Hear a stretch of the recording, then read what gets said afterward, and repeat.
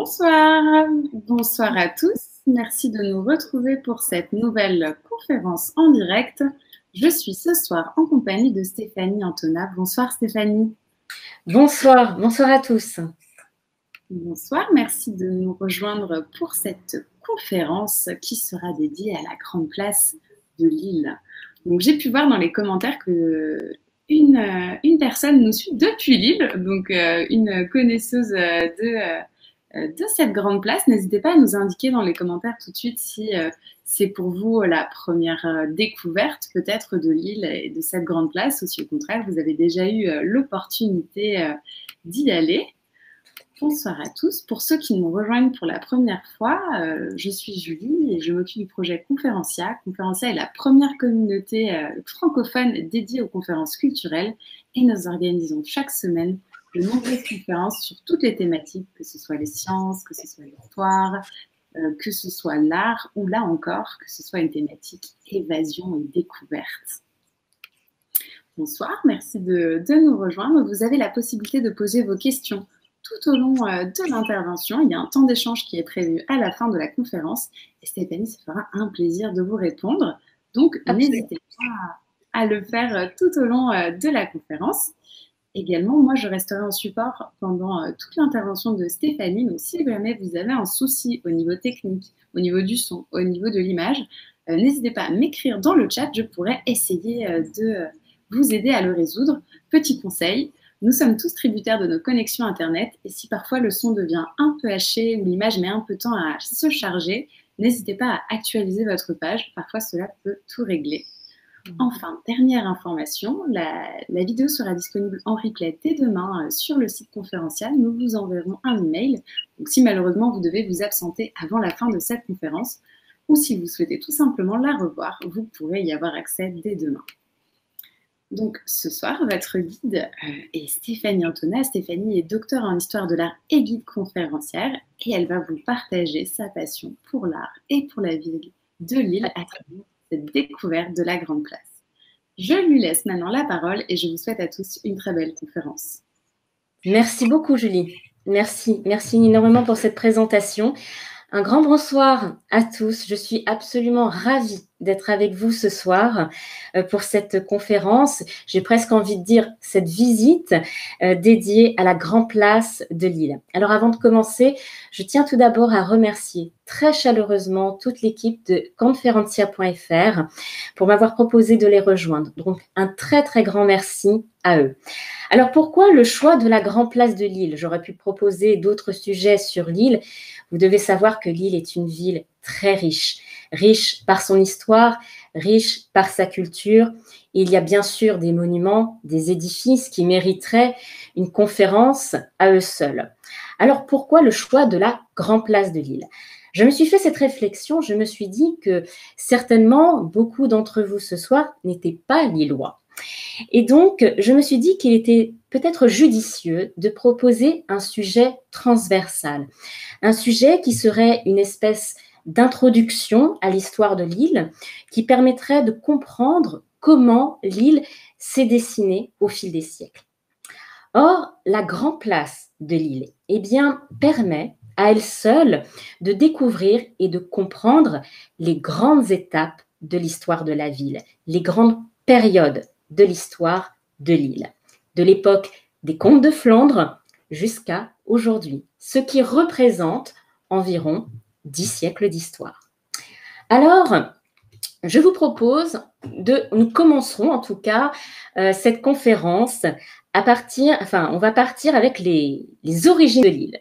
Nous parlerons des origines de Lille, car c'est en comprenant comment Lille est née que nous pouvons mieux saisir comment la grande place est apparue, comment elle s'est développée, comment elle est devenue un point central de l'activité commerciale de Lille, l'activité commerçante. Cette partie, nous permettra de parler de l'époque des comtes de Flandre et des ducs de Bourgogne, avant de parler de la période du siècle d'or espagnol, avec comme monument le plus emblématique la Vieille Bourse. Par la suite, nous partirons vers la période française et pour cela, je vous présenterai le Théâtre du Nord.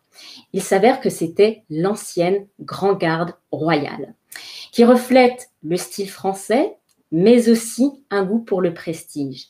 Et ce goût pour le prestige s'est poursuivi au XVIIIe siècle, mais aussi au XVIIIe siècle. Et pour cela, je vous propose de dépasser un tout petit peu le périmètre de la Grand Place pour aller voir la petite sœur de la Grand Place, la place du Théâtre. Et vous allez comprendre que les deux places sont très liées dans leur histoire. Et pour ce goût du prestige, je vous présenterai l'Opéra de Lille, ainsi que sa voisine, la Chambre de commerce et d'industrie de Lille. Nous reviendrons sur nos pas et nous parlerons de l'identité lilloise, de l'identité du Nord qui s'affirme sur la Grand Place. Je vous présenterai donc la déesse de Lille, mais aussi la façade de la Voie du Nord, le quotidien régional. Et puis, nous finirons la conférence avec une note festive, en parlant des fêtes et traditions lilloises, la Grand Place en fête. Alors, elles sont nombreuses, les fêtes et traditions. Je ne vous en parlerai que de deux ce soir. Tout d'abord, la procession de Lille, qui a marqué plusieurs siècles dans l'histoire de Lille. Et bien sûr, je vous parlerai de l'incontournable braderie de Lille, bien évidemment. Alors, ce panorama, ce petit tour de la Grand Place va vous permettre de découvrir l'histoire de Lille. Ça va vraiment vous permettre, ça va être une sorte d'introduction à l'histoire de la ville. Mais surtout, et c'est vraiment le but de cette conférence, je l'espère très sincèrement que ça va vous donner envie de venir à Lille pour découvrir notre belle ville. Alors, je vous propose de commencer. Commençons cette conférence déjà en situant Lille. C'est peut-être évident pour beaucoup, mais un petit rappel ne fait jamais de mal. Lille, c'est une ville qui se situe dans le département du Nord, dans la région Hauts-de-France. Et nous avons pour voisins nos amis belges.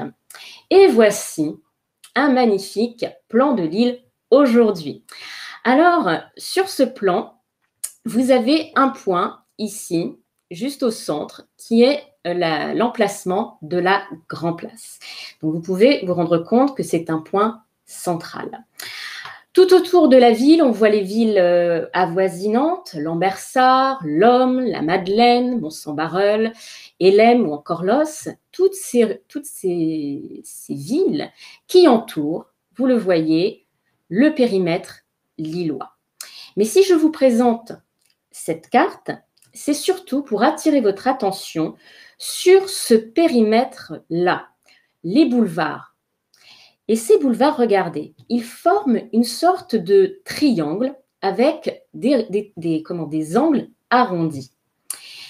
Observez ici, on a une petite zone arborée, et ça, on va en parler durant la conférence. C'est là où se situe la citadelle de Lille.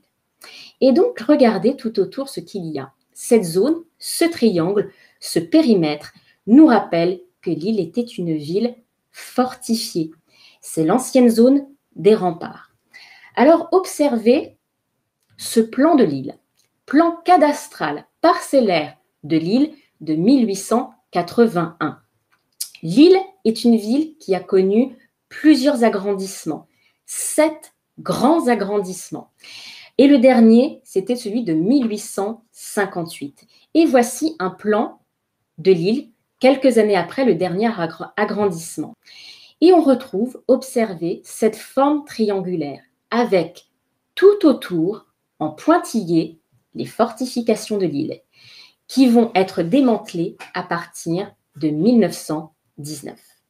Mais alors, vous vous doutez que Lille n'a pas toujours eu ce visage, cela va de soi. Lille s'est construite au fil des siècles, pas à pas. Alors, pour comprendre comment la ville s'est construite, et aussi pour comprendre comment la Grand Place est apparue et comment elle s'est développée, il est important d'aller aux origines de Lille, de comprendre comment Lille est née. Et quand une ville s'appelle Lille, et quand on sait que son premier nom était Isla, on se doute qu'il y a un rapport avec l'eau. Et une question simple se pose, est-ce que Lille était une île? Alors, à cette question, eh bien, il est difficile de dire oui catégoriquement. C'est même plutôt un non. Je m'explique. Voici un plan de l'île. Alors, vous voyez, c'est assez sommaire. Ça représente l'île vers l'an 1000. C'est la première époque. On est très loin du plan de 1881. Alors, quand on dit que l'île était une île, ça pose problème. Ça pose problème notamment aux historiens et aux archéologues. Parce que vous vous en doutez, il y a des recherches qui ont été menées. Et les recherches ont démontré qu'il n'y avait pas d'île à proprement parler. D'après ces archéologues et ces historiens, le terme, le mot, le nom isla, ce serait plutôt une latinisation d'un terme germanique ou flamand qui signifiait terre marécageuse. Et c'est ça qu'il faut retenir. C'est que l'île est née au milieu des marécages. Alors, voici un insert sur les deux plans que je viens de vous montrer. Et je souhaiterais souligner ceci. Observez sur le plan de gauche. Il s'avère que l'île est née et s'est développée au milieu d'une boucle dessinée par la Deule, notre rivière, et par les bras de la Deule. Ici, la haute Deule qui forme une boucle qui repart vers la basse Deule. Et regardez, faisons une comparaison avec le plan du 19e siècle. La boucle que vous avez à gauche, on la retrouve, mais ce n'est plus tout à fait la même. Dans le secteur numéro 5, ici, on voit que l'eau a été canalisée. Et regardez la basse Deule qui est plus au nord. Elle est également canalisée au nord dans le secteur numéro 3. Quant au bras de la Deule, regardez les cours de la rivière qui passaient ici. Ils ont totalement disparu. Donc vous voyez que l'île a bien changé. Lorsque l'île est née, la rivière évidemment n'était pas canalisée. Pas canalisée comme aujourd'hui. C'est une rivière qui débordait. Il y avait de nombreux espaces marécageux. Et selon les saisons et les activités humaines, eh bien, le niveau de l'eau était plus ou moins important. Et les pâtures étaient plus ou moins inondées en fonction de la période de l'année. Et c'est grâce à de très, très importants travaux d'assainissement des sols, de curage, d'assèchement du sol que l'île a pu se dessiner, se construire siècle après siècle. Alors voici un plan d'ailleurs de l'île qui représente l'île en 1145 et observez, on a bien avancé. On remarque en effet que la rivière a commencé à être canalisée. Et tout autour, observez cet encerclement noir, cette enceinte qui représente les fortifications. L'île devient une ville fortifiée. Alors évidemment, il y a des traces de l'île, des traces d'un peuplement, les anciens Lillois, des traces d'un petit noyau de peuplement qui date du Xe siècle. Alors on sait que ce noyau de peuplement était constitué de maisons et d'un four collectif, mais on ne sait rien du mode de vie des habitants. C'est véritablement au XIe siècle que l'île émerge dans l'histoire du comté de Flandre. Et ce, grâce à un document très important, une charte de donation qui date de 1066, qui a été accordée à la collégiale Saint-Pierre par le comte de Flandre, Baudouin V. Baudouin V dit de l'île. En 1055 environ, on sait que le comte de Flandre, Baudouin V, a fait construire une collégiale dédiée à Saint-Pierre, qui accueillait un collège de chanoines, 40 chanoines exactement. Et la charte de donation de 1066 a doté très richement, elle a doté de terres, cette collégiale, afin d'assurer l'entretien à la fois de l'Église, mais aussi des chanoines. Alors, ce qui nous intéresse là, c'est surtout qu'à partir de ce document, les historiens ont pu déterminer à quoi ressemblait la première structure de l'agglomération lilloise. Il semblerait que c'était déjà une structure assez complexe, mais ce soir, on va rester sur l'essentiel. On sait que Lille s'est construite à partir d'un castrum. Pour rappel, au Xe et XIe siècle, l'Europe a vu naître de nombreuses fondations de fortifications que l'on appelait castrum, au pluriel castra, qui pouvaient devenir des villes fortifiées, des châteaux forts. Et donc, Lille avait un castrum. Et ce castrum se situait sur le plan, vous voyez, je fais le cercle, se situait à l'ouest de la ville, à l'ouest ici de ce petit îlot. Alors ce castrum se composait d'une motte féodale qui est représentée à droite, mais aussi du château comtal, du palais, le palais de la Salle, un atelier monétaire et il y avait aussi la collégiale Saint-Pierre. Et ce castrum dominait un autre périmètre très important, un forum, parfois désigné sous le nom de marché.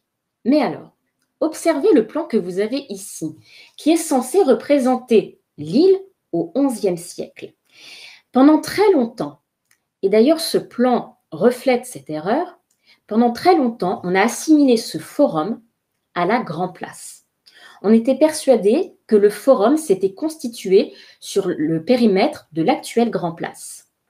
Eh bien, pas tout à fait. Ce plan est un petit peu en avance. Je vais faire un petit zoom.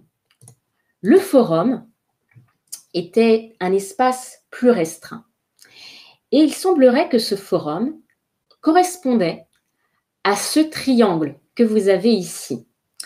Alors, un historien du nom de Gérard Siveri l'appelait le triangle d'or. Et s'il y a des Lillois ce soir, ce triangle correspondrait à l'actuelle rue de la Clé, rue de la Grande Chaussée et rue des Arts. Mais alors, cette Grand Place, à quel moment est-elle apparue? Eh bien, on sait qu'avant le XIIIe siècle, l'actuelle Grand Place, elle n'était pas occupée de manière permanente. Pourquoi? Parce qu'il y avait une épaisse couche de dépôts fluviatiles qui faisait à peu près 80 cm d'épaisseur et qui montrait que ce périmètre-là était très souvent soumis au débordement de la Deule. Donc, il y avait des traces d'occupation temporaire, mais à cause des débordements de la Deule, on ne pouvait pas s'y installer de manière permanente.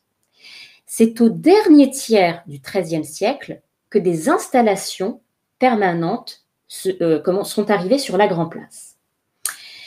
Ces premières traces d'aménagement permanent sont les résultats de très gros travaux d'assainissement. Je vous ai parlé de ça il y a quelques minutes. En effet, durant le XIIIe siècle, le magistrat de Lille et le comte de Flandre ont réalisé de très gros travaux d'assainissement et d'assèchement des sols qui ont permis à la place du marché, pas encore la Grande Place, la place du marché, de se dessiner, de se développer. Les travaux d'assainissement ont permis de contenir les eaux de la Deule. Ils ont concouru à l'assèchement de la zone. Et vous vous en doutez, cela a permis de faciliter la circulation des marchandises. Alors, on a aussi retrouvé des documents qui datent du début du XIIIe siècle. Et ces documents permettent de connaître l'organisation ancienne de la place du marché. Et ces documents sont relatifs à l'implantation de ce que l'on appelle une halle échevinale, qui s'est implantée très tôt dans l'histoire urbaine de la ville. Une halle échevinale, c'est quoi? C'était le siège municipal de la ville, donc qui s'est implanté sur la place du marché. Alors, XIIe et XIIIe siècle lillois, cette période, à quoi correspond-elle? Elle correspond à une période d'essor démographique, mais aussi économique. Et cet essor économique reposait sur deux piliers. Tout d'abord, le commerce des grains, mais aussi la draperie. Alors, cette activité commerciale, elle connaît son apothéose au moment de la foire de Lille. La foire de Lille appartenait au cycle des foires flamandes, les grandes foires flamandes, qui se tenaient à Ypres, Bruges, Touroute ou encore Messine. Ce cycle se tenait de février à octobre. Alors, qu'est-ce qu'on y achetait? Qu'est-ce qu'on y vendait? Eh bien, vous pouviez trouver des grains, du vin, du sel, des cuirs, des draps. Et Lille, à ce moment-là, fait preuve d'un dynamisme sans précédent. Et d'ailleurs, les contemporains de cette époque témoignaient de ce dynamisme. En effet, les historiens ont retrouvé un texte d'un poète qui s'appelle Guillaume le Breton. Ce texte date de 1200 et Guillaume le Breton parle de Lille en ces termes. Lille, ville agréable, population âpre au grain. Lille avec sa parure de riche marchand qui envoie ses étoffes aux brillantes couleurs dans tous les pays, d'où il rapporte les trésors dont la ville s'enorgueillit. Les marchands lillois, à cette époque en effet, prospèrent. Ils prospèrent, mais comme ils deviennent riches, il est important qu'ils se protègent. Aussi, pour se protéger, ils vont se constituer en guildes. Et ces guildes vont leur permettre de tisser un réseau d'échanges. Et Lille, à ce moment-là, va se peupler de différents artisans et ouvriers. Vous allez trouver des tisserands, des teinturiers, des cordiers, des selliers, des cuveliers, des fabricants de cuves, les carliers, les constructeurs de chariots. Il y a bien sûr d'autres métiers, des métiers liés à l'habillement, des métiers liés à l'alimentation ou encore au bâtiment. Et ce développement des échanges et du commerce va permettre aux habitants du bourg d'acquérir un véritable statut, la bourgeoisie. Et ces bourgeois, ils vont administrer la ville. Et là est signé un document très important que la ville possède encore, conservé aux archives municipales de Lille. La charte d'échevinage délivrée par Jeanne de Flandre. En 1235, la comtesse Jeanne de Flandre accorde à la ville de Lille une charte de municipalité. Et ce document est très important, car ce document a organisé le pouvoir communal à partir de 1235 jusqu'à la Révolution française en 1789. Alors, je vous ai dit que Lille a prospéré pendant le XIIe et XIIIe siècle. Le XIVe siècle, c'est une toute autre histoire. J'ai presque envie de dire que c'est une parenthèse dans l'histoire de Lille, car c'est un siècle désastreux. C'est une période de crise. Rappelons que c'est la période de la guerre de Cent Ans. Et Lille est fortement touchée, notamment par les pillages. Il y a de nombreuses pertes humaines. Mais Lille est aussi touchée par la famine, par la peste. Il y a de mauvaises récoltes, une mauvaise qualité de la nourriture. Ça entraîne des épidémies, la misère. Et l'économie, vous vous en doutez, chute considérablement. Mais alors, Lille va connaître une nouvelle période, et une période de prospérité également, avec les ducs de Bourgogne. Alors, replaçons un petit peu les événements. Cette nouvelle période commence exactement en 1384, avec la mort du comte de Flandre, Louis de Malle. À sa mort, le comté de Flandre passe à son gendre Philippe le Hardi, duc de Bourgogne. Et ce Philippe le Hardi, il apprécie la position de Lille. Lille, c'est une ville qui est proche de la capitale française, proche de la Bourgogne, de Bruxelles, des villes flamandes. Et Philippe le Hardi fait de Lille une de ses résidences administratives. Mais Philippe le Hardi n'est pas le seul duc de Bourgogne à aimer Lille. Il y en a un autre. C'est Philippe III de Bourgogne, que l'on connaît sous le nom de Philippe le Bon. Et Philippe le Bon comprend très vite que la Flandre est au cœur économique, culturel et politique de l'Europe. Et il aime Lille. Il va passer 1/10 de son règne à Lille. Et puis, à l'image des ducs de Bourgogne, Philippe le Bon aime le faste. Il aime les cérémonies d'apparat. Rappelons également que Philippe le Bon, c'est le fondateur de l'ordre de la chevalerie de la Toison d'Or. Et à Lille, il va organiser 2 chapitres de la Toison d'Or en 1431 et 1436. Et il va organiser un événement très important le 17 février 1454, le banquet du Faisan, qu'il organise dans le palais de la Salle. Et à ce moment-là, au banquet du Faisan, qu'est-ce qu'il fait? Il s'engage à aller délivrer Constantinople, prise par les Turcs un an auparavant, en 1453. Mais on retient aussi de Philippe III de Bourgogne, de Philippe le Bon, la construction à partir de 1453 du palais Riour, qui sera terminé en 1473. Alors, ce palais Riour, aujourd'hui, a une tête très différente, puisque si vous observez le dessin que vous avez sous les yeux, il ne reste aujourd'hui que cette partie, cette petite tour avec la chapelle.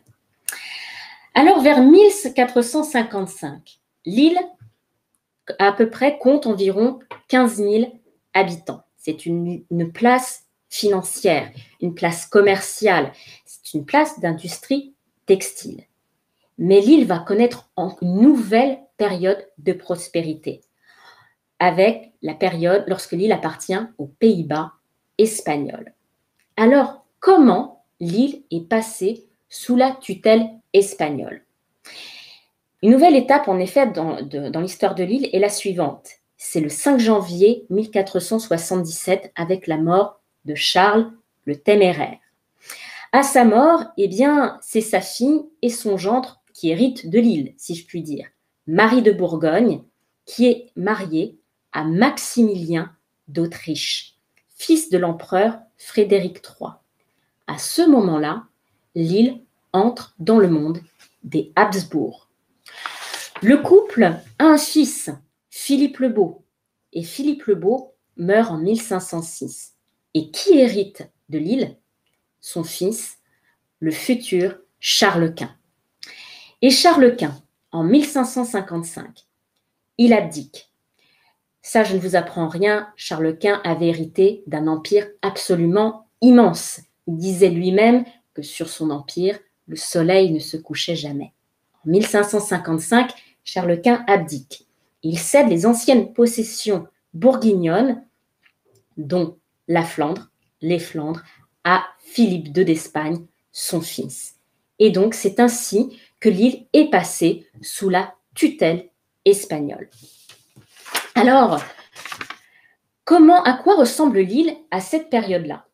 Alors, je vous propose de regarder ensemble le plan de Guy Chardin, qui date de 1567 et qui est très apprécié par sa précision. Alors, on voit en effet ici, alors on va d'ailleurs faire un petit zoom sur l'île. On retrouve la Deule canalisée avec sa boucle. Mais ce qui nous intéresse, c'est bien sûr cet espace, la place du marché, qui ne va pas tarder à devenir la Grand Place. Cet édifice religieux, on va en parler. Il s'agit de l'église Saint-Étienne. Ici, tout petit, la halle échevinale que j'ai évoquée. Et l'édifice ici, le bâtiment avec les 4 tours, c'était le Palais Rioux. Et voilà l'espace du marché qui va se transformer au XVIIe siècle. Alors déjà, au XVe siècle, l'espace de la place du marché a connu une révolution, et pas des moindres. Et oui, l'espace a été pavé. Et sur la Grand Place, vous pouvez trouver les vestiges du premier pavage de la place. Le pavage, vous en doutez, ça a été une révolution. Ça a permis d'unifier l'espace. Alors, sur la Grand Place, qu'est-ce qu'il y avait comme type de marché? Il y avait notamment le marché au grain et le marché aux poissons. Et je vous propose de regarder ensemble ce tableau. Ce tableau qui est conservé au musée de l'Hospice-Comtesse et qui présente l'île au début du XVIIe siècle. C'est un tableau très intéressant. Regardez, on voit à gauche, Alors, ce que vous avez ici, à gauche, c'est ce qu'on appelle la fontaine au change. Au centre, cet édifice, c'était une chapelle, la chapelle des Ardents. Et à droite, on retrouve la halle échevinale. Mais ce qui nous intéresse sur ce tableau, c'est le rang de maison à l'arrière-plan. Observez l'architecture. Ce sont des architectures avec des pignons qu'on appelle des pignons à redans. C'est cette forme un petit peu en escalier. Vous trouverez également le terme de pignon à pas de moineau. Et ces maisons, eh bien, c'était des maisons assez sommaires, disons, parce que c'était des maisons construites en bois et très, très dépouillées. On appelait ça d'ailleurs le rang aux poteries. Donc, vous voyez, l'architecture à Lille c'était pas vraiment du faste, mais ça va changer. Ça va changer à partir du milieu du XVIIe siècle. À partir du milieu du XVIIe siècle, Lille va connaître un renouvellement architectural sans précédent, et ce, de la période des Pays-Bas espagnols jusqu'au Royaume de France. Alors, il y a là un événement important. En 1651, les bourgeois de Lille font la demande auprès du roi Philippe IV d'Espagne le droit d'édifier sur la Grand Place une bourse de commerce. Que voici. Alors, cette bourse de commerce, classée monument historique, elle a été construite par Julien d'Estrées entre 1652 et 1653. D'ailleurs, si vous observez, vous regardez bien la façade de la vieille bourse, on peut trouver ce petit cartouche où on voit inscrit 1653. Et lorsque cette bourse de commerce a été construite, c'est à ce moment-là que la Grand Place est née. Et oui, avant, il y avait un très grand espace, une grande place du marché. Mais la vieille bourse, alors on l'appelle aujourd'hui la vieille bourse, mais quand elle a été construite, c'était la bourse de commerce. Cet édifice a divisé l'espace en deux, mais de manière inégale, une petite et une grande place. C'est ainsi que la Grand Place a été nommée la Grand Place.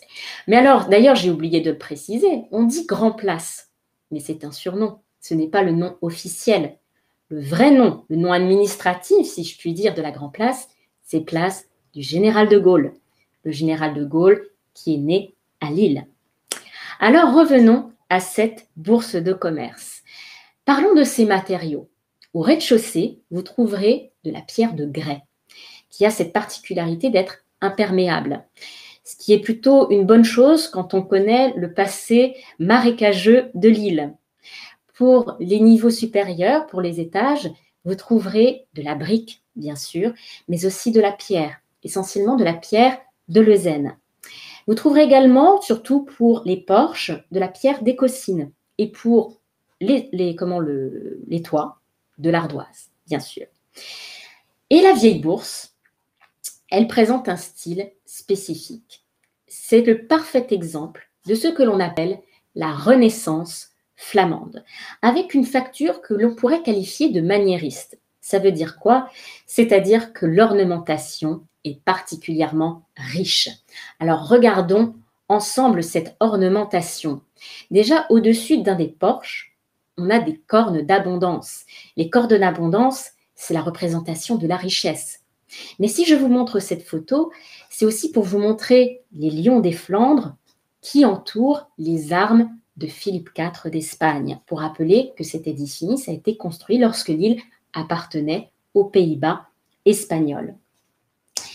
Et vous allez trouver une ornementation vraiment très variée sur la façade de la vieille bourse. On a ici des couronnes de fruits, des masques grotesques, ici aussi.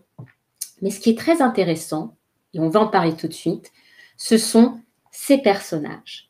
Ces personnages qui ponctuent la façade de la vieille bourse. Alors, quelques-uns ont pu être identifiés. Pas tous. Vous avez devant vous, certains d'entre vous l'ont peut-être d'ailleurs remarqué, enfin identifié, je dirais, avec sa ceinture en raisin, le dieu Dionysos.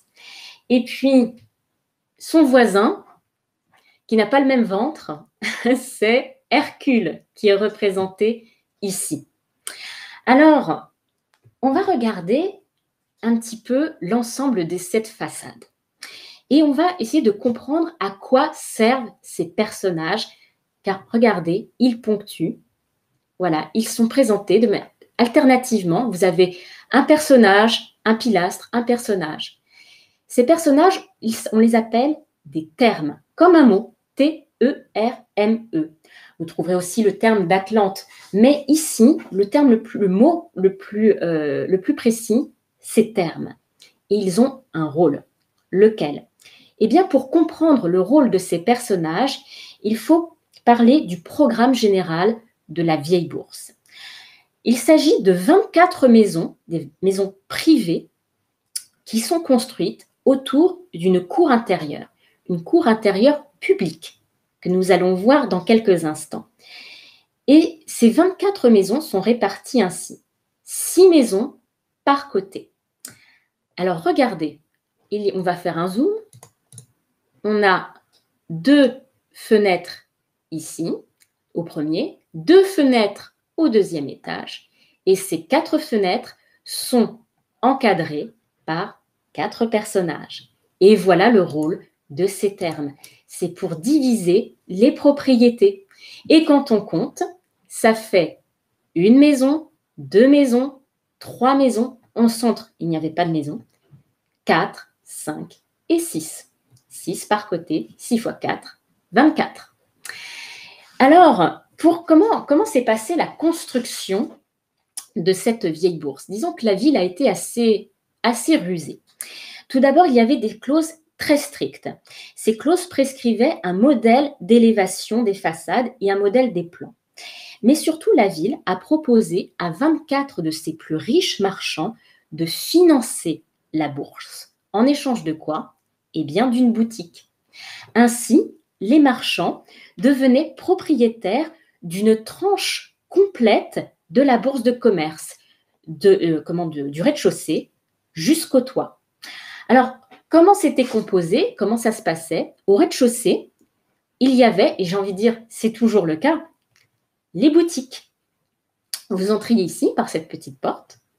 Au premier étage, c'était souvent des espaces de travail. Alors là, regardez, les fenêtres ce sont de grandes ouvertures. Par exemple, pour le métier de dentelière, c'était idéal. La lumière pénétrait dans la pièce. Et au deuxième étage, ça pouvait être des espaces loués, des espaces de location. J'ai presque envie de dire que c'était un peu le Airbnb de l'époque. C'était des espaces que l'on louait notamment au moment des foires pour les voyageurs. Et donc voilà, 24 maisons qui composent la bourse de commerce. Alors, vous avez ici une façade qui présente une élégante symétrie. Et puis surtout, vous avez vu que la façade est animée par la richesse des motifs. Cependant, on va aller voir ça d'un peu plus près et regarder ce que l'on a. Si un jour vous êtes devant la vieille bourse et que vous levez les yeux vers le deuxième étage, vous allez apercevoir des blasons sur la façade de la vieille bourse. Mais alors, ces blasons, c'est pas très 17e siècle. Et ça, vous les avez tout autour de la vieille bourse. Observez bien. En effet, on reconnaît, ce sont des logos d'entreprise. Alors, sans les nommer, mais vous avez deviné, vous avez à droite, c'est le plus reconnaissable, le logo d'une entreprise de grande distribution, et à gauche, le logo d'une entreprise qui fait de la vente par correspondance, la vente de vêtements. Bon, et vous avez ça tout autour. Ce sont donc différentes entreprises qui ont leur logo. Pourquoi? Ce sont des mécènes. Ils ont contribué, ils ont donné de l'argent pour la restauration de la vieille bourse. Et c'était un moyen de les remercier. Alors, un choix qui n'a pas forcément fait l'unanimité, mais ce sont des petits détails, c'est un petit détail insolite de la vieille bourse qui plaît énormément aux gens parce que c'est assez amusant de voir des logos d'entreprise au milieu d'une construction du XVIIe siècle. Alors, je vous propose maintenant de pénétrer à l'intérieur de pénétrer à l'intérieur de la vieille bourse. Et voici l'espace, voici le cœur de la vieille bourse. Donc, c'est un espace public. Voilà, c'est public, vous pouvez y pénétrer. Et regardez, il y a comme un cloître, hein, il y a une grande galerie. Alors, cette galerie, cet espace, c'est quoi aujourd'hui? Eh bien, c'est ça, des bouquinistes. Les bouquinistes sont là toute l'année. C'est leur espace. Et alors, le week-end, en temps normal, j'ai envie de dire, eh bien, vous pouvez trouver au cœur de la cour intérieure des joueurs d'échecs. Et en été, il y a des cours de tango qui sont donnés dans la cour de la Vieille Bourse. Alors, cette Vieille Bourse, eh bien, elle a connu différentes phases de restauration et une importante. Durant la seconde moitié du XIXe siècle, ces travaux ont été menés par un architecte qui s'appelle Charles César Binvigna. Et on sait qu'à cette époque, il y a la galerie qui a été totalement redécorée. Et vous voyez cette ornementation. Comment a-t-elle été décorée? Eh bien, ce sont d'imposants encadrements sculptés qui ornent toute la galerie, tout le tour. Alors, on voit, il y a des plaques de pierre gravées, on voit des bustes de personnages, mais alors, qui sont-ils, ces personnages? Et voici un exemple. Ampère. Mais bien sûr, ce n'est pas le seul. Si vous faites le tour de la galerie, vous trouverez également les noms de Pascal, Papin, Gay-Lussac, Pasteur ou encore Berthollet. Bref, l'intérieur de la bourse est voué à la gloire des penseurs et des inventeurs. Et en 1802, alors on est un petit peu avant, mais en 1802, chose importante, c'est qu'il y a la création de la chambre de commerce, Et la chambre de commerce entre en possession de la Vieille Bourse. Il a d'ailleurs été demandé le déménagement de ceux qui tenaient les échoppes à l'intérieur de la Vieille Bourse. Et on voit, alors au moment de la restauration de l'intérieur de la bourse, de la cour, observez les cartouches. On a honneur au travail, l'industrie reconnaissante, aux tribunaux et chambres de commerce, et enfin au génie inventif. Alors on va ressortir de la Vieille Bourse et on va lever le nez pour regarder ce qu'il y a tout en haut de cette Vieille Bourse. Un petit campanile avec à son sommet un personnage en or. C'est une petite girouette. Alors, est-ce que vous allez le trouver, ce personnage? Il s'agit du dieu du commerce. Alors, le dieu du commerce, c'est qui? Hermès ou encore Mercure, pour ceux qui préfèrent. C'est également le messager, bien sûr. Mais on retrouve, alors, il a ici dans sa main un caducée, et c'est le caducée du commerce. Et si un jour vous visitez la chambre de commerce et d'industrie, vous retrouverez des représentations d'Hermès avec son caducée. Alors, je vous propose maintenant de changer d'époque. Mais on ne va pas aller très loin pour ça. À quelques pas de la Vieille Bourse, il y a le Théâtre du Nord. Le Théâtre du Nord. Alors, ce théâtre, eh bien, il est théâtre depuis 1989. Donc, c'est pas si vieux que ça. Mais vous vous en doutez bien, c'est que l'édifice, lui, ne date pas de 1989. Il est bien antérieur. En effet, 1717. Et pourtant, il est encore plus vieux, le bâtiment, car c'est la façade qui date de 1717. Je m'explique. Ce bâtiment n'a pas toujours eu ce visage. En effet, il fut un temps où ce bâtiment ressemblait à ça. Différent, n'est-ce pas? Alors, que s'est-il passé? Comment sommes-nous parvenus, comment sommes-nous passés de cette façade à celle-ci?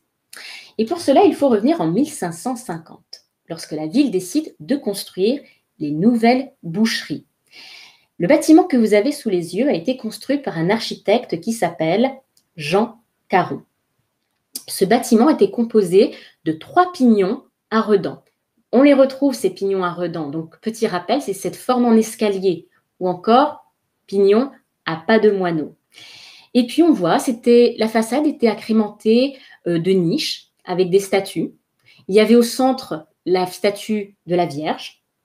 Et puis, on se rend compte que la structure et la décoration de la façade principale du bâtiment, eh bien, restait quand même attachée à une tradition plutôt gothique, avec les arcs en ogive. Et on retrouve, alors ça, je vais faire un petit zoom, observez au-dessus des portes, ici, les crochets et fleurons, typiques de l'époque gothique, notamment gothique flamboyant, le gothique tardif. Et puis les statues, ce qu'on appelle les statues soudées, ces petites voûtes qui couvrent les statues. Donc on est très loin, très très loin de la façade que nous avons aujourd'hui. Alors, que s'est-il passé? Pour le comprendre, déjà, il faut parler de la composition du bâtiment. Au rez-de-chaussée, c'était les boucheries, c'était le lieu où on préparait la viande. Mais au premier, c'était autre chose. C'était ce que l'on appelle le corps de garde, si vous préférez l'autorité municipale. Et donc, on va maintenant comprendre ce qu'il s'est passé. Et pour cela, on va revenir à la façade actuelle et on va lever les yeux jusqu'au fronton, cette forme triangulaire. Et qu'est-ce qu'on trouve? Qu'est-ce qu'on trouve au-dessus dans ce fronton? Un soleil. Et qui est représenté, symbolisé par un soleil? Louis XIV. Alors parfois, j'ai en réponse rat. Oui, mais c'est pas le même. Là, c'est Louis XIV. Louis XIV qui est représenté. Et oui, Louis XIV va entrer dans l'histoire de l'île. Comment? Petit rappel, nous sommes en 1665. En 1665, Philippe IV d'Espagne meurt. Et c'est Charles II qui lui succède. Mais là, Louis XIV prend prétexte de ce que l'on appelle un droit de dévolution pour réclamer les Pays-Bas méridionaux. C'est quoi le droit de dévolution? Eh bien, c'est dans le cadre des successions privées. C'est un droit qui donne la priorité aux enfants issus du premier mariage, du premier lit. Et donc, ils ont la priorité sur les enfants du second lit. Et ce qui est amusant, c'est de lire « même s'il s'agit de filles ». Donc, même s'il s'agit de filles, eh bien, les premiers enfants ont la priorité dans le cadre des successions privées. Mais il s'agit normalement de successions privées. Or, Louis XIV, qu'est-ce qu'il fait là? Il va étendre ce droit aux affaires publiques. Pour quelle raison? Parce que sa femme, la reine Marie-Thérèse d'Autriche, était la fille de Philippe IV d'Espagne et d'Élisabeth de France, la première épouse de Philippe IV d'Espagne.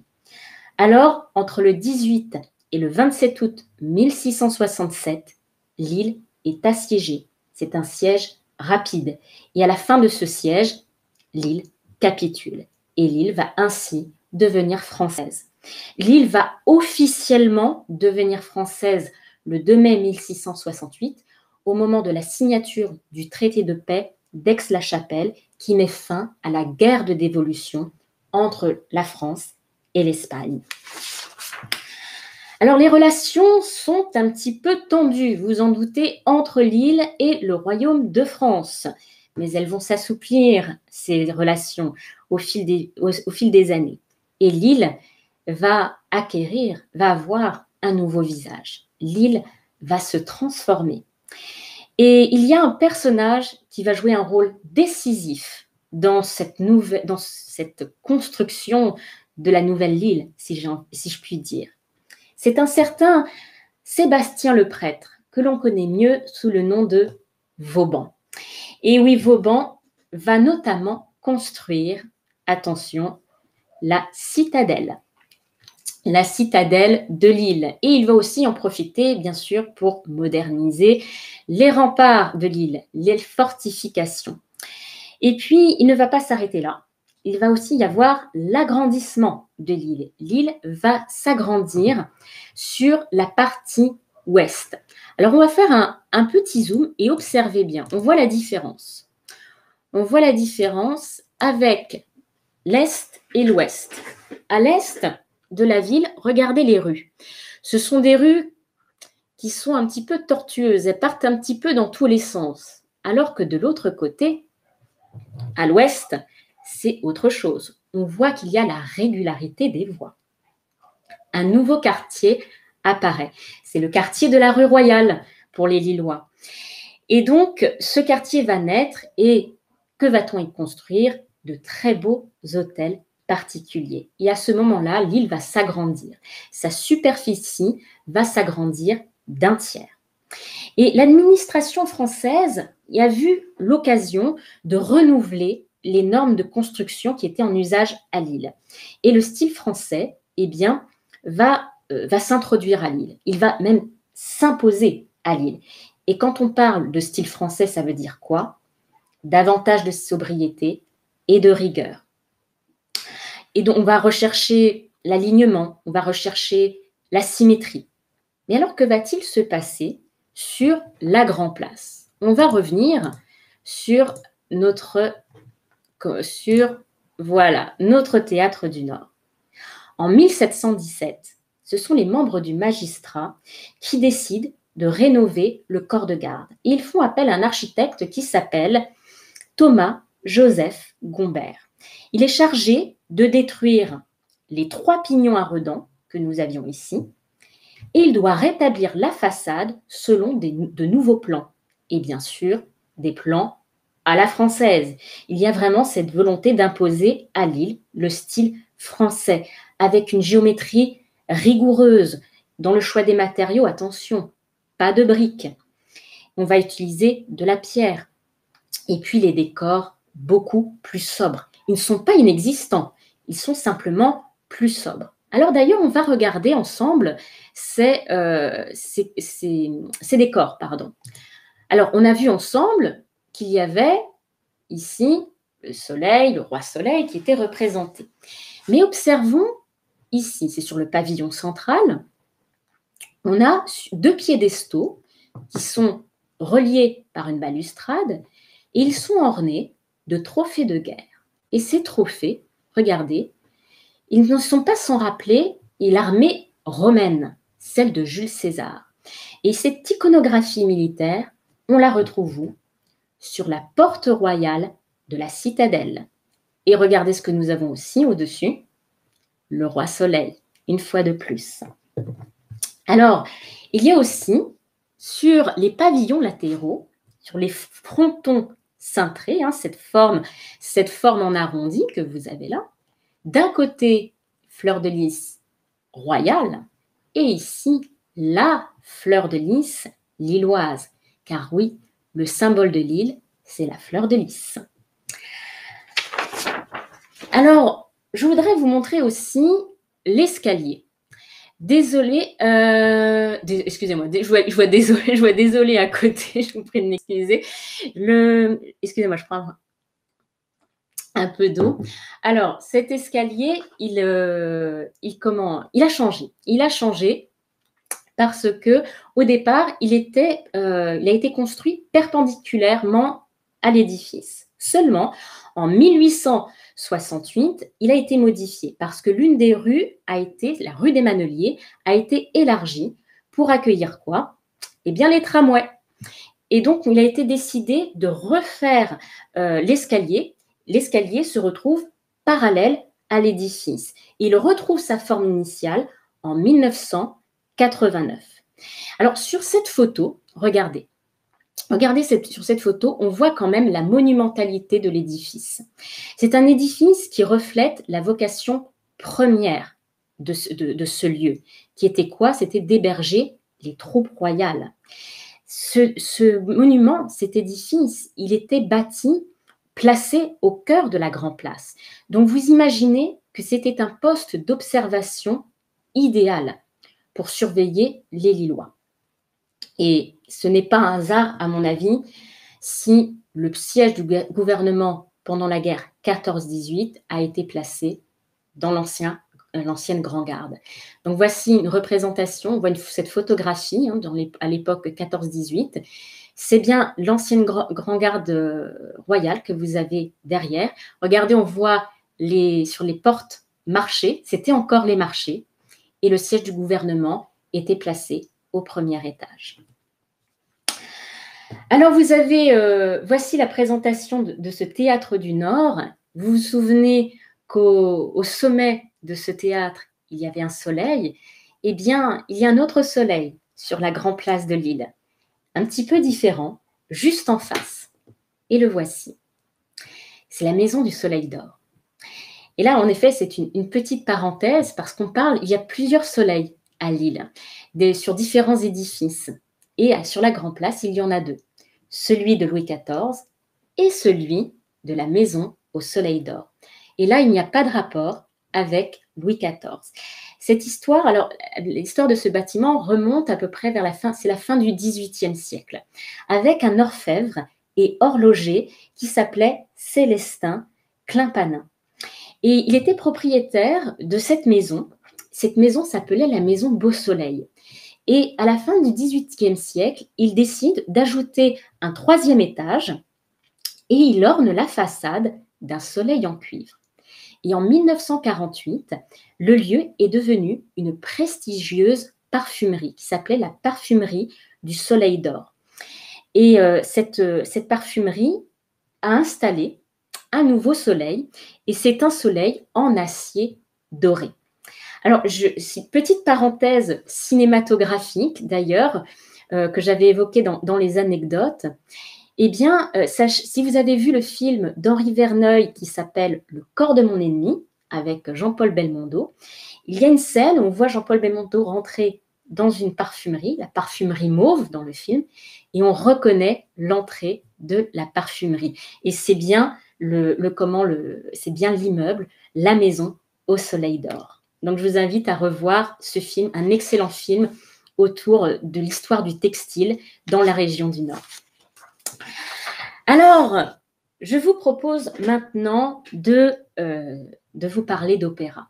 On va parler de prestige. Vous l'avez vu, la période française, c'est une période d'élégance. On cherche en effet à imposer le style français et il y a un goût pour le prestige qui s'installe. Et ce goût pour le prestige, eh bien, va se poursuivre. Il va se poursuivre au XVIIIe siècle et au XIXe siècle. Alors, durant cette période, eh bien, des villes comme Paris, mais aussi les grandes villes de province, se transforment. Elles vont s'agrandir, elles vont s'embellir. Mais aussi, on voit apparaître eh bien, des lieux de divertissement, des théâtres, des opéras, des salles de spectacle. Et en automne 1783, à Lille, il y a le projet de construction d'une nouvelle salle de spectacle. Et on choisit comme emplacement la petite place qui se situe juste derrière la vieille bourse. Et le projet est remis à l'architecte Michel Lequeux, qui réalise, voici le théâtre. Donc, tout d'abord, je vous le montre à gauche dans cette représentation de François Watteau. Voici le théâtre de Michel Lequeux. Et observez à gauche, qu'est-ce qu'on a à gauche? La vieille bourse. Donc voilà, on repère bien l'emplacement. Alors, Michel Lequeux crée ici un théâtre avec un goût prononcé ici pour l'antique, avec surtout ses colonnes. Mais alors arrive un drame. Le 15 avril 1786, Michel Lequeux meurt. Mais pas de mort naturelle. Le pauvre est assassiné.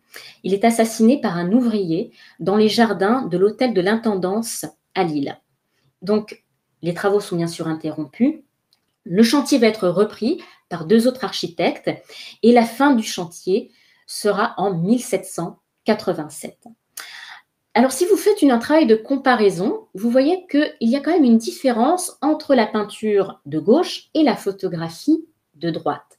C'est parce que entre 1841 et 1842, l'architecte Charles-César Benvigna a réalisé des travaux d'agrandissement, pas de restauration, d'agrandissement du théâtre. Donc, il a notamment modifié l'emplacement des loges, il a agrandi la salle de spectacle et puis surtout, il a aménagé, il a refait un petit peu la façade. Il l'a rehaussé d'un fronton. Le fronton, c'est cet espace pyramidal. Et puis, il a ajouté aussi des colonnes et une rotonde à l'arrière. Donc, des travaux d'agrandissement assez imposants. Et puis, il va se passer aussi quelque chose d'important. En 1870. En 1870, la ville décide de percer une rue. pas n'importe laquelle, la rue Faidherbe. Et regardez ce plan. Pourquoi on choisit de percer cette rue Faidherbe? À gauche, il y a le théâtre, avec la Bourse, que l'on repère ici. Et à droite, qu'est-ce que nous avons? La gare. Et donc, il est décidé de percer une rue pour relier la gare avec la place du théâtre. Et pourquoi on fait ça? C'est surtout pour créer ce que l'on appelle une mise en scène. C'est-à-dire que l'on imaginait les voyageurs sortir de la gare, pénétrer la rue Faidherbe. Alors, c'était avec un style très, très parisien, très haussmannien. Et qu'est-ce qu'on avait au bout de la rue? Le prestigieux théâtre à l'antique. Mais alors, un autre drame arrive, et pas des moindres. Dans la nuit du 5 au 6 avril 1903, le théâtre est détruit par un incendie. Apparemment, c'était purement accidentel. Et heureusement, il n'y a pas eu de victimes. C'est un feu qui s'est déclaré juste après un spectacle. Et regardez à droite, il ne reste plus grand-chose, vous voyez, du théâtre. Le théâtre, en effet, toutes les ruines ont été retirées. Parce que la ville décide de reconstruire totalement le théâtre. Et donc, une question se pose. Où va-t-on le construire? Il est quand même important que la ville ait un théâtre. Il est important aussi que ce lieu soit prestigieux. Il est très, très important que la ville ait un théâtre digne de ce nom. Et alors là, c'est la période, le début du XXe siècle, il va se passer beaucoup de choses dans ce périmètre. Et à ce moment-là, intervient un architecte qui s'appelle Louis-Marie Cordonnier. Et ce Louis-Marie Cordonnier, eh bien, il crée une petite histoire assez amusante sur la place du théâtre que je vais tout de suite vous raconter. Alors, il y a d'un côté ce théâtre qu'il faut reconstruire, mais ce n'est pas le seul projet en cours. En effet, en 1905, il se passe quelque chose. Il y a Edmond Faucheur, qui est président de la Chambre de commerce de Lille. Et il écrit au maire de Lille, qui était à l'époque Charles de Lasalle. Il veut donner satisfaction aux industriels et aux commerçants qui se réunissaient tous les mercredis et les samedis à Lille. C'était les jours de marché. Et petit rappel, en 1802, la Chambre de commerce était entrée en possession de la vieille bourse. Mais cette vieille bourse pose problème parce qu'elle présente de mauvaises conditions d'accueil. Et elle oblige ses marchands et ses industriels à aller à l'extérieur. Ils s'éparpillent sur la grande place, ils vont dans les cafés. Donc, il n'y a plus de lieu réel d'accueil pour les industriels et les commerçants. Alors, en septembre 1894, on charge une commission de trouver un immeuble qui est destiné à réunir les services de la Chambre de commerce. Il y a plusieurs solutions qui sont envisagées, dont d'ailleurs le réaménagement de la vieille bourse, mais les projets sont trop coûteux ou surtout trop contraignants. Mais alors, à ce moment-là, il y a deux résolutions qui vont se confondre. Tout d'abord, on a d'un côté des industriels et des commerçants qui sont pressés de disposer d'un siège qui soit vraiment à la hauteur de leurs besoins. Ils ont besoin d'une chambre de commerce, ils ont besoin d'un siège. Et de l'autre côté, on a des élus lillois qui, eux, sont pressés de lancer de très grands travaux d'urbanisme. Car le quartier que vous avez ici présente encore des rues tortueuses, des réduits, il y a encore des accès bouchés. Il faut aérer cet espace. La ville a besoin d'aération. Mais surtout, c'est ce qu'il y a de plus important, les liaisons périurbaines. Ces liaisons périurbaines doivent être améliorées. Car à cette époque, les usines se sont construites en grand nombre. Et donc, les déplacements étaient importants. Les déplacements humains, bien sûr, mais aussi les déplacements de marchandises. Il faut améliorer la circulation. Donc, en 1896, le Conseil général étudie la possibilité d'ouvrir une artère monumentale. Et en 1905, Charles de Lasalle fait voter l'ouverture d'un boulevard qui relie Lille, Roubaix et Tourcoing. Un axe accessible en tramway, aussi aux automobilistes et aux vélos. Et où se situe le point de départ de cette grande artère? Sur la place du Théâtre. Et donc, il va y avoir une très grande artère qui va se créer, l'actuel boulevard Carnot. Et les maisons que vous avez ici, tous les rangs de maisons que vous avez ici, vont disparaître. Avec, d'un côté, vous allez voir la construction de la Chambre de commerce et d'industrie. Dans ce périmètre-là, le futur opéra de Lille. Et au milieu, le boulevard Carnot, cette grande artère. Alors, il y a en effet un rebondissement parce que Charles de Lasalle est en effet convaincu de l'intérêt d'édifier la chambre de commerce au niveau de ce futur grand boulevard. Et le 12 janvier 1906, la commission de la chambre de commerce examine une proposition municipale d'implanter sur la place du Théâtre leur siège. Et on propose comme architecte Louis-Marie Cordonnier. Et alors, Louis-Marie Cordonnier, c'était un architecte qui était très bien intégré dans les milieux économiques. Il avait déjà travaillé pour la Chambre de commerce, il avait obtenu la médaille d'or de la Société des architectes du Nord. Alors, plus tardivement, il va notamment construire des mairies, mairie de Dunkerque, mairie de la Madeleine, mairie d'Armentières. Et c'était un professionnel des beffrois. Et donc, il crée ici la chambre de commerce, que l'on appelle aussi le palais de la Bourse, avec une architecture d'inspiration régionaliste, avec une tradition aussi décorative, très flamande, mais une rigueur architecturale qui est issue de la tradition académique. La construction a commencé en 1909 et s'est terminée en 1921.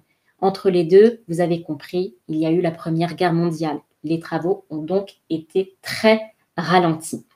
Et donc voici, en 1921, la chambre de commerce qui est terminée avec son beffroi qui mesure 76 mètres de haut.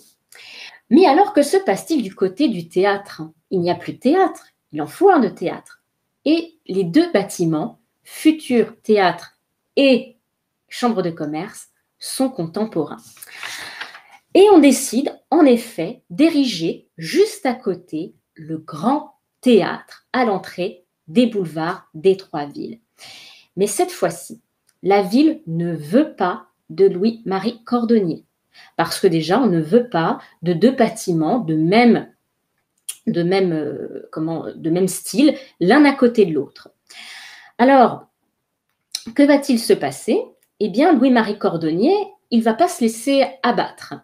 Il sait qu'il a des ennemis, il sait qu'on ne veut pas de lui, mais il va profiter de quelque chose. Il va profiter de l'anonymat du concours. Car oui, c'est un concours est lancé pour le théâtre, le nouveau théâtre de Lille. Et qu'est-ce qu'il va faire? Eh bien, il va envoyer deux projets. Un projet identifiable, régionaliste, et un projet néoclassique qui a fait l'unanimité. Alors, vous imaginez la surprise du jury quand ils ont vu qu'il s'agissait de Louis-Marie Cordonnier. Et donc, voici le théâtre qui deviendra le futur opéra de Lille.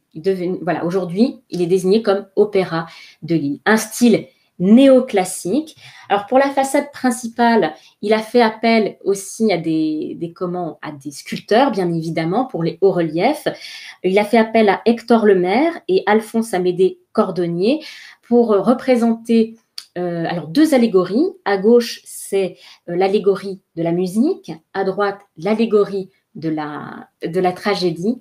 Et tout en haut, trônant avec ses 9 muses, c'est le dieu des arts et de la musique, Apollon.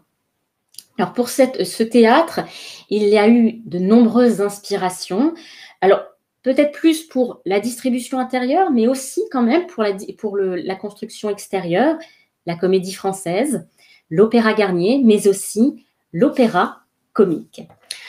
Alors, Louis-Marie Cordonnier, en effet, réussit un formidable pied de nez, et vous avez donc sur la petite place de Lille, sur la place du théâtre, 2 édifices de Louis-Marie Cordonnier, mais qui n'ont rien à voir l'un à côté de l'autre.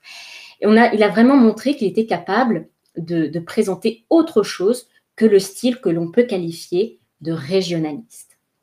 Alors, parlons de cette identité lilloise, de cette identité du Nord. Et pour cela, je vous propose d'aller, de nous retrouver sur la Grand Place de nouveau. En effet, Lille et le Nord, une identité qui s'affirme.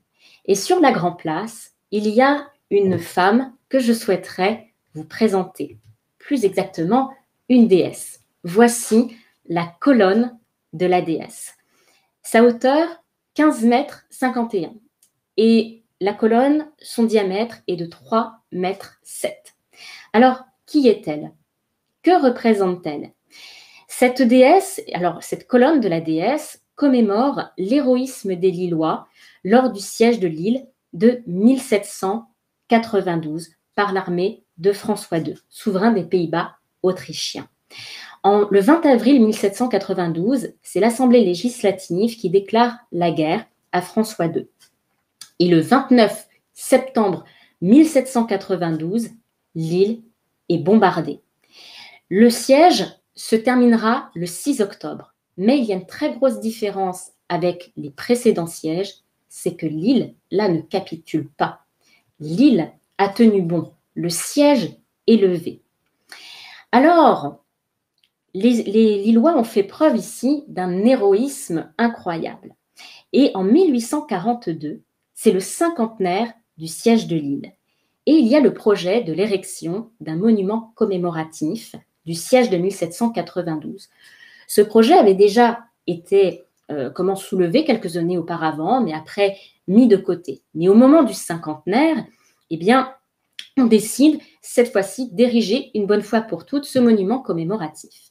Et on fait appel à Charles d'Invignat, encore lui. Il est désigné par la municipalité de Lille pour porter ce projet. Et donc, il travaille à ce moment-là en association avec un sculpteur, Théophile Bras, un sculpteur douaisien, pour placer une statue au sommet de la colonne imaginée par Charles d'Invignat. Mais alors, cette statue était à l'origine destinée à un tout autre monument que l'on connaît bien, l'Arc de Triomphe de Paris. En effet, durant les années 1830, il y a un projet qui prévoit de placer au sommet de l'Arc de Triomphe un ensemble de statues représentant les grandes villes de France. Et le projet a été abandonné en 1837. Et Théophile Bras a fait don de son esquisse en plâtre à la municipalité de la ville. Et donc, quand le projet de monument commémoratif a été de nouveau lancé, eh bien, il a repris son esquisse en plâtre et il y a apporté les modifications nécessaires pour symboliser la résistance lilloise durant le siège de 1792. Alors, regardez cette femme. Alors, on va reprendre quand même cette image. Elle porte une couronne crénelée. Et qui représente quoi? Les remparts de Lille. Mais c'est même plus symbolique que ça. C'est la défense lilloise, la défense face à l'ennemi. Et dans sa main droite, elle porte autre chose. Il s'agit d'un bout de feu. C'est ce qu'on utilisait pour allumer les canons. Et de sa main gauche, elle désigne quelque chose. Elle désigne une citation, ou plutôt, je dirais, une réponse. La réponse donnée aux Autrichiens par le maire de Lille. Nous venons de renouveler notre serment d'être fidèles à la nation, de maintenir la liberté et l'égalité, ou de mourir à notre poste. Nous ne sommes pas des parjures, le 29 septembre 1792. Et cette déesse est entrée dans l'histoire de Lille. Pourquoi déesse? C'était un surnom qu'avait donné les Lillois. Et ce nom est resté. Alors, regardez, on la retrouve, cette déesse, dans la publicité La ville de Lille éclairée par la lampe à gaz intensive. On voit la déesse qui porte cette lampe à gaz. Et puis dans la culture populaire, notamment avec le LOSC qui a fait parler de lui il y a quelques jours, dans la culture du foot, en effet, il y a un chant du LOSC qui a ces paroles. Nous sommes les enfants de la déesse, nous sommes les enfants de Lille, on chante et on se bat pour toi et on ne te lâchera pas. Donc, vous voyez que cette déesse est vraiment représentative de l'identité lilloise. Mais ce n'est pas la seule. On va regarder ensemble la façade de la Voie du Nord. La Voie du Nord, cette façade a été érigée en 1936. Elle a été édifiée par un architecte qui s'appelle Albert Laprade. Alors, cet édifice a été réalisé à partir de béton, mais aussi de pierre de ville, plus exactement. Et ce qui nous intéresse, c'est la façade, c'est l'ornementation de la façade. C'est un travail en bas-relief qui a été réalisé par un sculpteur du nom de Robert Coin, et il a travaillé le décor du pignon comme une affiche. Alors on va aller un peu plus près. Et qu'est-ce qu'on voit au-dessus des fenêtres? Des blasons. Ce sont des blasons de ville. Et oui, alors on voit Dunkerque, Hasbro, Armentières, Lille, Roubaix, etc. Je ne vais pas tous les faire, il y a 21 villes. Et ces villes, ce sont les différentes éditions de la Voie du Nord. Voilà. Et alors, oui, j'ai mis voilà, on voit d'un petit peu plus près Lille, on retrouve la fleur de lys de Lille, Arras, Lens, Armentières, etc. Et au-dessus, un bas-relief qui représente les arts d'un marin, des pêcheurs, des ouvriers, des agriculteurs, des mineurs, des commerçants, des sportifs. Vous l'avez compris, c'est le thème du travail qui est mis à l'honneur avec cette phrase « Défendre le travail dans la région Nord ». Et au-dessus, ce groupe sculpté en bronze doré, réalisé cette fois-ci par un sculpteur qui s'appelle Raymond Couveigne. Et Raymond Couveigne représente ici les 3 provinces de la région, l'Artois, la Flandre et le Hainaut. Alors pour monter, parce que je vais vous montrer quand même où elles sont perchées, elles sont quand même tout en haut, et bien pour monter ce groupe sculpté, on a fait appel à une entreprise de Boulogne-sur-Mer spécialisée dans l'installation des mâts de bateaux, ce qui n'est pas rien. En tout cas, elles sont arrivées sans encombre jusqu'en haut. Et qu'est-ce qu'elles représentent? Alors, Artois, Flandre et Hainaut. L'Artois porte dans ses mains un bateau marqué de l'inscription Terre-Neuve. C'est en hommage au navire quittant les ports.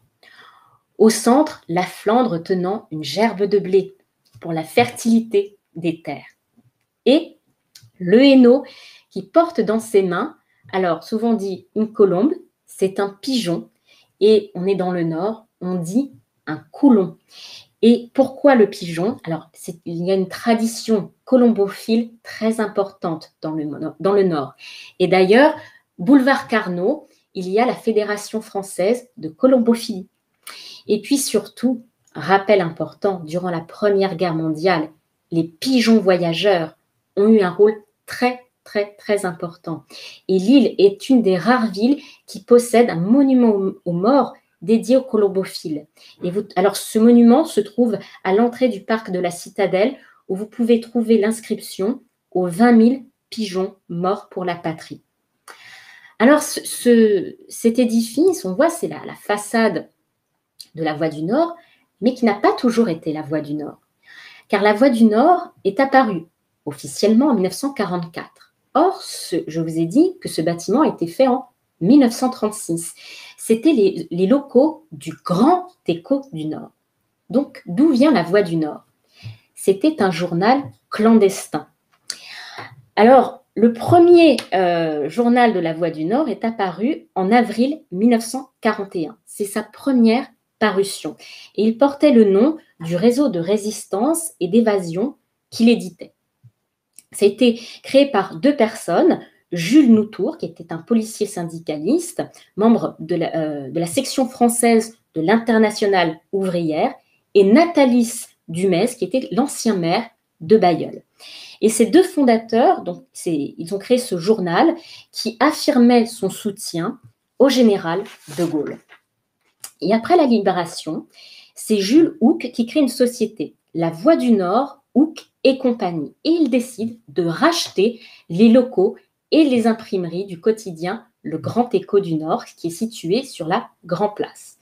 Et le 5 septembre 1944, il y a le premier exemplaire officiel de La Voix du Nord qui paraît, avec pour titre « La région du Nord est libre ».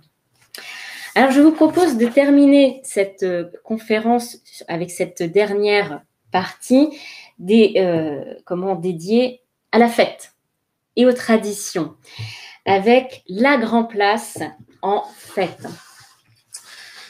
Alors oui, la Grand Place, c'est un lieu de fête. Et les fêtes et traditions sont très nombreuses à Lille. Depuis le Moyen-Âge, Lille est une ville de fêtes.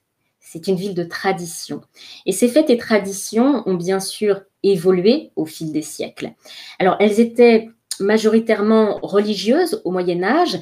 Elles se sont progressivement diversifiées. Alors, elles ont acquis de nouvelles natures, païennes, culturelles, mais aussi sportives.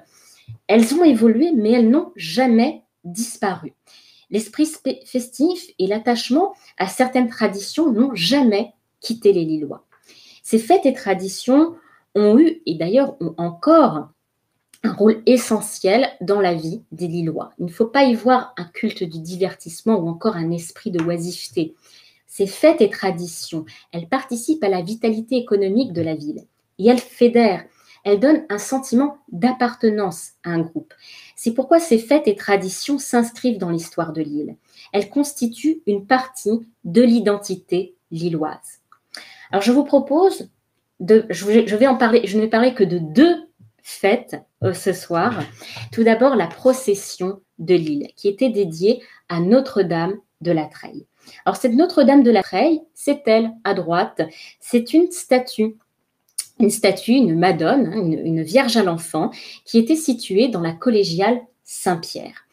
Et à cette époque, la dévotion mariale était très, très importante. Et en plus, une dévotion très importante est née autour de cette Vierge à l'enfant, de cette Notre-Dame de la Treille, parce qu'on lui attribue des séries de miracles, essentiellement des guérisons. Et la dévotion à Notre-Dame de la Treille a dépassé les frontières. Cette dévotion est donc née au Moyen-Âge et l'importance de Notre-Dame de la Treille s'illustre à travers une procession qui a été instaurée en 1269 par la comtesse Marguerite de Flandre, la sœur de Jeanne de Flandre. Et cette procession avait lieu au début du mois de juin. Elle se déroulait chaque année et elle s'est déroulée chaque année jusqu'en 1793, l'année de sa suppression. À l'origine, cette fête était purement religieuse, mais au fil des siècles, des éléments profanes sont venus se greffer au cortège, notamment des corps de métier avec leurs attributs. Aussi, je vous propose de regarder ensemble l'œuvre de François Watteau, La procession de Lille. François Watteau, qui était un peintre du Nord, né à Valenciennes en 1758, et il est mort à Lille en 1823. C'était le fils du peintre Louis Watteau. Et cette œuvre, alors, elle appartient à une période de transition chez François Watteau, parce qu'il était plutôt habitué au sujet historique, et là, il a fait une tentative de renouveau, un renouvellement de son répertoire. Et parmi les thèmes choisis, des sujets locaux. Alors, cette œuvre, nous permet tout d'abord de prendre conscience de l'ampleur du cortège. Ce cortège, il a été ici capturé au moment de son passage sur la Grand Place, ce qui permet de réaliser une comparaison avec la Grand Place aujourd'hui, de repérer les éléments absents et présents. À droite, l'église Saint-Étienne, qui aujourd'hui n'existe plus. Elle a été bombardée en 1792, pendant le siège de Lille. Elle n'a pas été reconstruite. Au centre, une grande absente, la colonne de la déesse, elle n'était pas encore construite. Et oui, inaugurée en 1845. Et à gauche, on le reconnaît, le Théâtre du Nord, qui n'était pas encore Théâtre du Nord, je vous rappelle, c'était l'ancienne Grand Garde royale. Donc voici cette procession de Lille. Mais de quelle procession s'agit-il? Parce que regardez l'année 1801. Et je vous ai dit que la procession avait été supprimée en 1793. Ce qui veut dire que cette procession, ce tableau a été fait de mémoire. Or, on sait que François Watteau avait en sa possession de nombreux croquis, qui sont d'ailleurs visibles au Palais des Beaux-Arts de Lille. Et ces croquis lui ont permis de représenter tous les personnages que vous avez sur ce tableau. Il est possible qu'il s'agisse de personnages dessinés lors de la procession de 1787. Par conséquent, on suppose qu'il a voulu représenter la procession de 1787. Alors, regardons de plus près ici. On voit des détails, alors parfois des détails assez insolites. Par exemple, ici, on a une chute, un enfant qui court avec son chien. Et le personnage que vous avez à l'extrême droite, c'était le fou. Il ouvrait le cortège et il lançait des pièces à la foule. Mais j'attire votre attention sur le cortège. Regardez ces personnages. Ce sont les corps de métier. C'était les premiers du cortège. Et qu'est-ce qu'ils ont dans la main?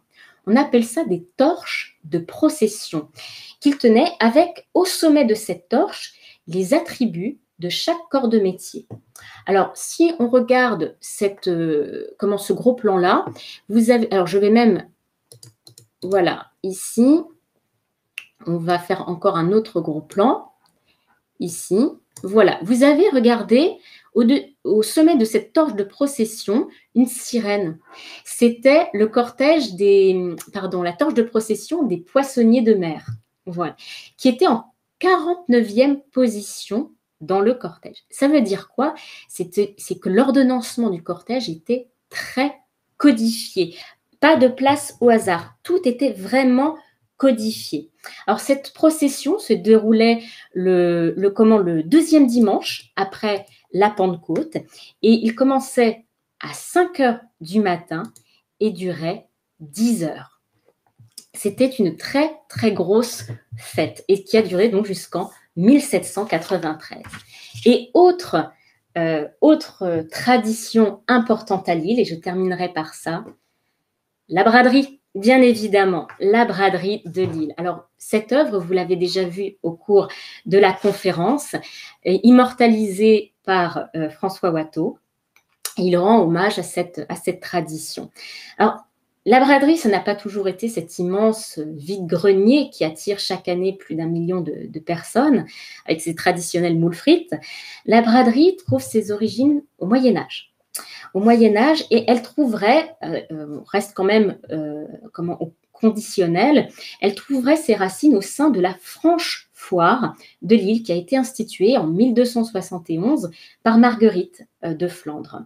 Alors, on y vendait au début essentiellement du textile et puis peu à peu, d'autres produits ont été vendus au sein de cette foire.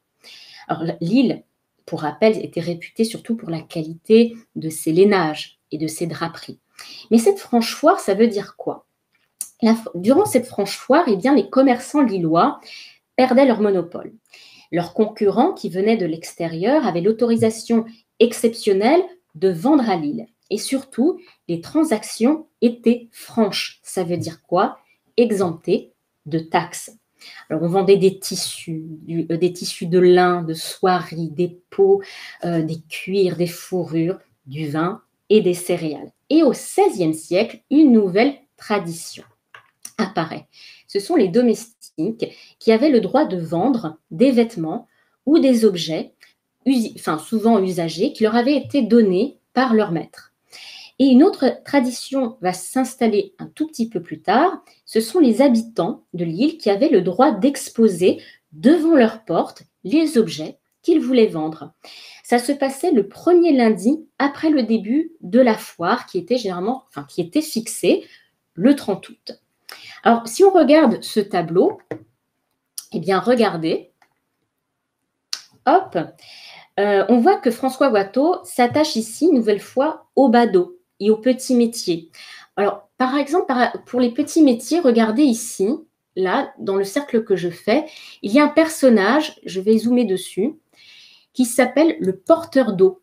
C'était un métier de rue, voilà, juste ici. Et on retrouve l'enfant avec son cerceau. Et puis, François Watteau aimait aussi représenter des scènes assez cocasses. On a notamment la représentation ici d'une chute. Et en arrière-plan, par contre, la représentation de la vente et des achats, la représentation des étals.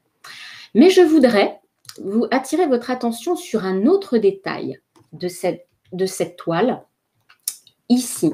C'est la représentation de volaillers. Et ces volaillers, comment seraient à l'origine du mot braderie. Je m'explique. En effet, ça fait référence à des cabaretiers au XVe siècle, deux cabaretiers qui s'appelaient Pierre Tramard et Gobain Maille. Et en prévision de la Franche-Foire, ils avaient demandé l'autorisation de faire leur rôtisserie devant leur maison pour vendre, pour servir de la viande aux personnes qui participaient à la foire de Lille. Or, rôtisserie, on peut aussi parler de braderie, parce que rôtir et faire cuire se dit en flamand braden, et ce terme aurait donné naissance au mot braderie. Et ce mot apparaît pour la première fois dans un texte en 1446. Alors, regardez, voici la braderie représentée en 1885. On voit cette foule très dense. Et il n'y a pas une grosse différence avec la représentation de la braderie en 1976. Vous voyez la Grand Place où il y a foule, bien sûr. Et alors Lille, bien sûr, je vous dis, c'est une ville de fête, c'est une ville de tradition. Et la Grand Place accueille très souvent des manifestations. Alors je vous ai mis quand même Lille en période de fête, les fêtes de Noël. Et la Grand Place accueille au moment de Noël la Grande Roue et aussi le village de Noël, pas le marché. Là, elle représente seulement le petit village. Et puis Lille aussi, la nuit, a un tout autre visage. Et si un jour vous avez l'opportunité de venir à Lille, je vous invite vraiment à découvrir Lille le jour et Lille la nuit, parce que la ville a fait un travail absolument extraordinaire avec l'éclairage des bâtiments, et vous redécouvrez complètement les bâtiments. Alors ici, la Grand Place, mais aussi derrière le Beffroi, le Palais des Beaux-Arts, la préfecture, l'opéra. C'est vraiment, il y a Lille le jour et Lille la nuit. Alors, durant cette conférence, j'ai vraiment voulu vous présenter un sujet transversal qui vous présente 10 siècles d'histoire. Alors, en 10 siècles d'histoire, il faut rester modeste. Si vous avez des questions, j'essaierai du mieux que je peux de répondre à vos questions, mais vous vous doutez que 10 siècles d'histoire, il est très difficile d'en connaître tous les détails, mais je ferai du mieux que je peux pour répondre à toutes vos questions. En tout cas, l'idée était surtout de vous offrir une introduction à l'histoire de Lille, de vous faire découvrir de beaux bâtiments, et puis et surtout que ça vous donne envie de découvrir la ville. Voilà, j'espère vraiment que j'aurai le plaisir de vous voir à Lille et vous serez les bienvenus. Je vous remercie beaucoup pour votre attention.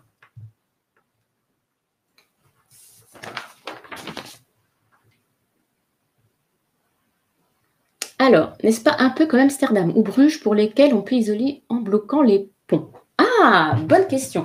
Alors, Amsterdam ou Bruges? Alors, les questions vont me permettre aussi de poursuivre un petit peu mes recherches. Pour lesquels on peut isoler la ville en bloquant. Alors, certainement, là, je ne pourrais malheureusement pas être catégorique. C'est tout à fait possible. Ça fait partie d'ailleurs d'un travail que je commence à faire, pour tout vous dire, les liens qu'il y a entre toutes les villes flamandes. Et il y a des points communs incontestables. Et ce que vous soulignez est certainement très, très juste. Donc, je prends note de votre question. Alors, j'en profite, Julie l'a déjà dit, mais surtout si vous avez des questions comme celle-ci, où je n'ai pas de réponse catégorique à donner, n'hésitez pas à me les poser par mail. Et ce sera avec un très, très grand plaisir que j'y répondrai. Quelle est l'utilisation de la galerie à sa construction? Alors, je suppose que vous parlez de la galerie de la Vieille Bourse. Eh bien, il y avait c'était les marchands qui pouvaient s'y installer. Alors, à l'extérieur de la Vieille Bourse, il y avait des boutiques, mais à l'intérieur, il y avait aussi des marchands. Alors, il y avait un petit peu de tout. Et comme je l'ai expliqué, en 1802, la Chambre de commerce prend possession de cette Vieille Bourse et elle demande à ces marchands de quitter les lieux. Donc, c'était un lieu marchand, un lieu de vente. Quelle est la date de la citadelle? Ah, citadelle de Vauban. Elle a été commencée en 1670.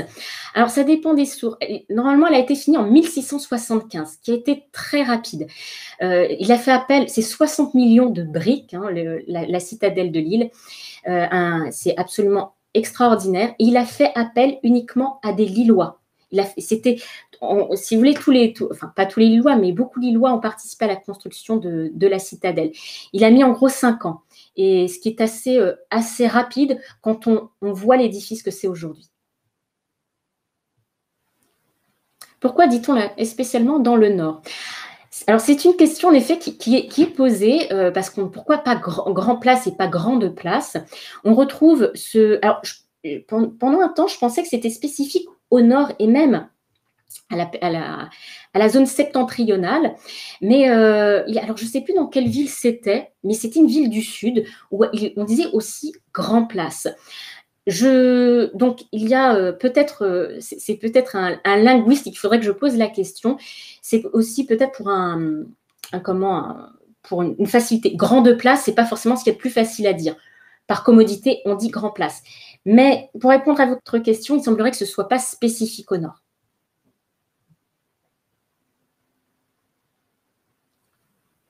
Un lien entre et Antoine. Oui, Antoine. Alors, c'est une bonne question. Louis, c'était le père. Et Antoine, est-ce que c'était le fils?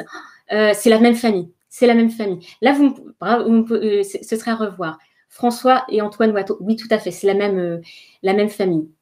Le lien est surtout François et Louis parce que les deux ont travaillé. Il y a vraiment un lien entre père et fils. Tout à fait. Fait-elle des visites? Oui, je fais des visites guidées de Lille, absolument. Alors, pour venir faire des visites guidées de Lille, je vous invite à vous rendre à l'office de tourisme. Voilà, où vous aurez des visites de Lille impeccables. Pas que moi. Voilà. Avez-vous des livres à nous conseiller? Oh oui, bien sûr. Alors, des livres à conseiller, il y en a plein. Si une référence, vraiment, sur l'histoire de Lille, c'est une mine d'or. C'est le livre d'Alain Lautin. C'est vraiment une mine d'or. Je regarde si je l'ai. Voilà, je vous le montre. C'est celui-là. Voilà. C'est le livre d'Alain Lautin. Il y en a d'autres, bien sûr. Mais celui-ci, si vous voulez avoir une excellente présentation de l'histoire de Lille, il faut commencer par celui-ci. Après, vous avez des tas de petits ouvrages plus accessibles, notamment aux éditions de La Voix du Nord, qui sont très, très bien faits. Mais en termes d'érudition, le livre d'Alain Lautin est une perle. Êtes-vous sûr que la lien soit du XIe siècle? Ah, alors... Je pense savoir pourquoi vous dites ça. Parce que vous avez certainement vu la Notre-Dame de la Treille à la cathédrale. Alors, je n'ai pas précisé, mais Lille a une cathédrale, donc la cathédrale Notre-Dame de la Treille, où vous pouvez trouver Notre-Dame de la Treille. Mais la Notre-Dame de la Treille que vous avez à la cathédrale n'est pas celle du XIe siècle. Elle a été volée en 1959 et jamais retrouvée. Donc, malheureusement, celle que vous avez à la cathédrale est une nouvelle. C'était la parfumerie du Soleil d'Or, tout simplement. La parfumerie du Soleil d'Or. Comment? L-O-2-T-I-N. T comme Thomas. L-O-2-T-I-N. Alors, il y a ce livre-là et vous pouvez trouver aussi des articles, des articles fabuleux dans la Revue du Nord. Et vous pouvez les trouver, ces articles, beaucoup sont en accès libre sur le site Cairn, C-A-I-R-N. Une mine d'or aussi, la Revue du Nord. Vous trouverez des articles d'Alain Lautin, mais d'autres articles extrêmement intéressants sur l'histoire de l'île. Pourriez-vous noter le titre? Ah alors, c'est l'île d'Isla à Lille Métropole aux éditions La Voix du Nord.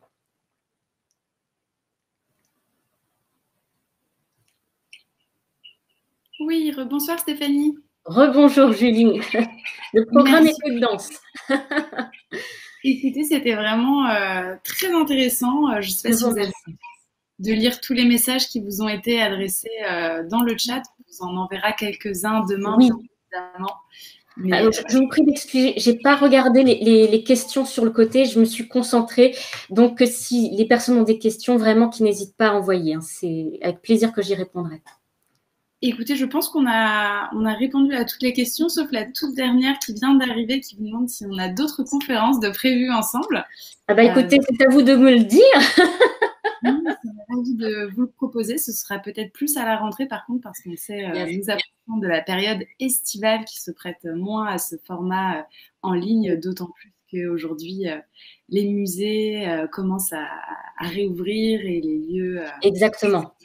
Et en plus, peut-être sur des lieux en effet plus spécifiques, voilà, ce serait l'occasion de découvrir des monuments.